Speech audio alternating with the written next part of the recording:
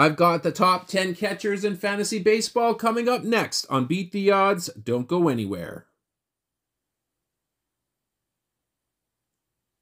Hello sports fans, and welcome back to another season of fantasy baseball here on Beat the Odds.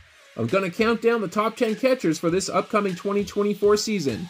If you like this content, please smash that like button, and a special thanks to all of our subscribers who have been watching these videos, as you now account for 20% of all viewers. To the other 80% of viewers that haven't yet subscribed, I encourage you to do so, as it helps me create these videos for you. Also, leave a comment on a player that you think deserves to be on this list. This episode is brought to you by Thrive Fantasy Sports. Use the promo code BEATTHEODDS to double your first deposit up to $250. And first-time users get a free square. Like on Monday, if you bet on Trae Young to score 1 point, and he does, then you win. Alright, let's start off the list here with number 10, Gabriel Moreno. 33 runs scored, 7 homers, 50 runs batted in, 6 stolen bases, 284 average. This is last year's stats. Moreno, who's 23, has proven to be an elite defensive backstop whom opposing base runners fear. One of the league's best when it comes to blocking pitchers and throwing out base runners, Moreno will have little competition for starts behind the plate. When it comes to hitting, he does lack power, but he doesn't chase pitches much, and he should comfortably give you a 270 average. He may come into some more power this year, which could see him reach double-digit home runs. Let's go to number 9. We have Salvador Perez. 59 runs scored last season, 23 homers, 80 runs batted in, and a 255 average.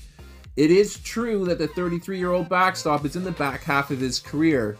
The Royals are still going to give Sal a prime spot in their lineup, and they are going to alternate him between catcher, first base, and DH.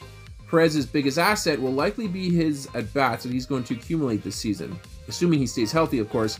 He should rack up north of 500 at-bats this season, which is very difficult to find amongst catcher-eligible players. As for his hitting tools, let's not forget that he launched 488 homers back in 2021. He's likely not going to hit that again this year, but you should be able to count on him for at least 25. To number 8 we go. We have Francisco Alvarez. Last season he had 51 runs scored, 25 homers, 63 runs batted in, 2 stolen bases, and a 209 average. Which Francisco is going to lead the Mets in home runs this season? Well, my money's on Alvarez, the portly 22-year-old who's entering his second full season with the team. His power is what plays in the majors, as both his contact skills and defense behind the plate leave a lot to be desired. And unless there's any improvement in both those areas, Alvarez could go the same path as Gary Sanchez, which is to say that if you catch him in a good year, he could still catapult your team on power alone. Let's move to number 7. We have Sean Murphy. 65 runs scored last season, 21 homers, 68 runs batted in, and a 251 average. Now, how many at-bats is Murphy going to get this year? Well, Travis d'Arnaud is going to have a lot to say in that matter and will likely handcuff Murphy all season long. That is a real shame because Baseball Savant absolutely loves Murphy. He profiles as one of the league's premier two-way catchers with an 84% exit velocity and a 96% barrel, along with a 98% fielding run value. If he can surpass 500 at-bats in that potent Atlanta lineup, we could really see a special year from Murphy. Let's move to number 6. We have Cal Raleigh. Last season he had 78 runs scored, 30 homers, 75 runs batted in, and a 232 average. The cult hero in Seattle, Raleigh returns in his age 27 season as my pick to lead the position in home runs this year. To be able to do this while hitting at T-Mobile Park is a real testament to just how strong Cal is. He does strike out a lot, but that's not uncommon amongst pull-hitting catchers. He's a great target to draft here because he will be among the league leaders as well in at-bats for a catcher. Don't let the low average scare you off. If Cal does happen to fall to you in a draft, don't hesitate to pick him up. Let's move to number 5. We have Yainer Diaz. Over the course of the season last year, he had 51 runs scored, 23 homers, 60 runs batted in, and a 282 average. Diaz has been given the reins as the primary catcher for the Astros in this upcoming season, and the 25-year-old should be primed for a career year. You will find him tagging baseballs into the Crawford boxes all season long, and with the increase in at-bats, he may actually get to the 30 home run plateau. The league is going to realize that he is prone to chasing pitches, however, so expect his batting average to drop. Now, as long as he gets the lion's share of the at-bats, though, in Houston, then the extra playing time should push his numbers through the roof. To number 4 we go. We have William Contreras. Last season he had 86 runs scored, 17 homers, 78 runs batted in, 6 stolen bases, and a .289 average. Contreras is a skilled catcher both behind the plate and in the batter's box. The 26-year-old excels at driving pitches all over the field, and he's in the top 80% for his exit velocity. His .367 on-base percentage has led to him scoring a career-high 86 runs last year, and we should expect more of the same in 2024. He could lead the position in batting average this upcoming season, and he will offer a great mix of supporting stats as well. Now, don't expect a repeat of his 6 thefts this season, though, as he ranks in the bottom 30% in sprint speed.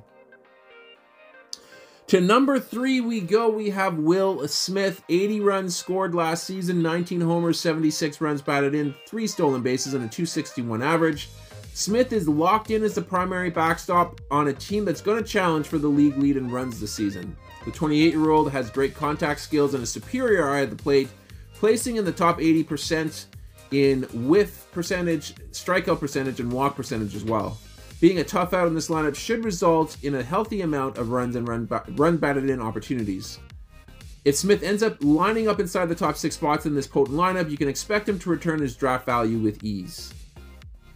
Let's go to number 2. We have JT Realmuto. Last season he had 70 runs scored, 20 homers, 63 runs batted in, 16 stolen bases, and a .252 average. JT was the undisputed number 1 catcher option for years, but it seems like the 32-year-old's days of dominating that position has come to an end. Realmuto is the only catcher capable of putting up a 20 homers, 20 stolen base season, and that does carry a lot of value at the position that's bereft of base stealers. He's still going to be a prominent fixture in the Philadelphia lineup and should produce quality numbers again this season. JT should remain amongst the top 4 backstops as long as his batting average stays north of .250. And finally, the number 1 pick for catcher this year is going to be Adley Rutschman. Last season, he had 84 runs scored, 20 homers, 80 runs batted in, and a stolen base with a .277 average.